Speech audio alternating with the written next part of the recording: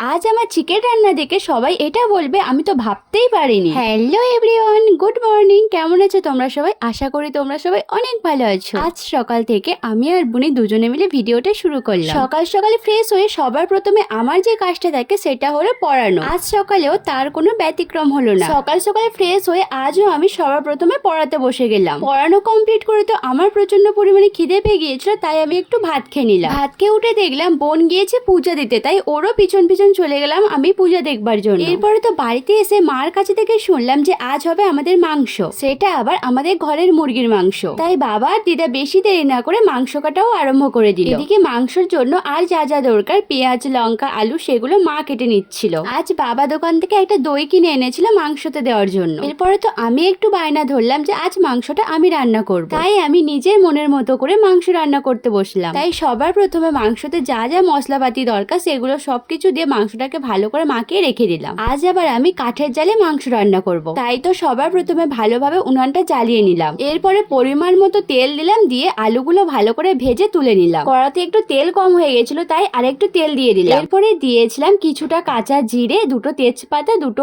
শুকনো লঙ্কা, আর দিয়েছিলাম রসুন বাটা। রসুনটা একটু লাল লাল হয়ে এলে ম্যারিনেট করা মাংসটা তুলে দিলাম। তারপরে তো মাংসটাকে ভালোভাবে নাড়তে লাগলাম। জানো তো আজ আমি আমার মনের মতো করে রান্না করছি, আমার যেমন ভালো লাগছে আমি তেমন ভাবে রান্নাটা করছি। জানি না কেমন খেতে লাগবে, কিন্তু একটু ভালো করবার চেষ্টা করছি। এরপরে তো কষাটা ভালোভাবে হয়ে এসছে, আর আমার বোন চলে এসেছে বাটি নিয়ে কষা খাবার জন্য, তাই আমি ওর জন্য কিছুটা কষা মাংস তুলে দিলাম। এরপরে পরিমাণ মতো জল দিয়ে দিলাম। তারপরে একটা বড় বাটি দিয়ে ভালোভাবে কড়াটা চাপা দিয়ে দিলাম সিদ্ধ হওয়ার জন্য। আমি আর বুনি তো কষা মাংসটা খেয়ে দেখলাম জাস্ট দারুণ হয়েছিল। ফাইনালি আমার তরকারি তো কমপ্লিট হয়ে গেছে, আর এত সুন্দর কালার আসবে আমি তো ভাবতেই পারিনি। এত টেস্টি তরকারি দেখে তো তাড়াতাড়ি খিদে পেয়ে গিয়েছিল, তাই তাড়াতাড়ি ভাত খেতে বসে পড়লাম। আজ ভিডিওটা এই পর্যন্ত, বাই বাই।